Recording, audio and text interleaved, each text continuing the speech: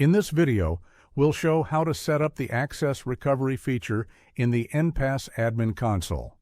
This feature allows Enpass administrators to help users regain access if they forget their master password. You can enable access recovery directly from the sidebar or from Focus Actions. Using recommended steps, Enpass will ask for your consent, and once it is granted, Access Recovery is ready to be set. To set up Access Recovery, you must have the Enpass application already set up and running on your device.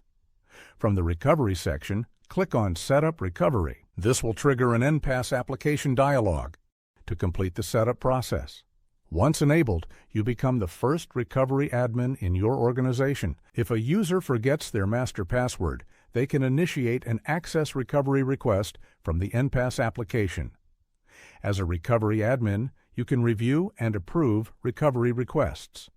Once approved, the user can reset their master password and regain access to Enpass. Please note that at no point can a recovery admin view, access, or decrypt a user's master password. We highly recommend adding more than one recovery admin in your organization to ensure uninterrupted recovery support if a single admin is unavailable or forgets their own master password. Thanks for watching.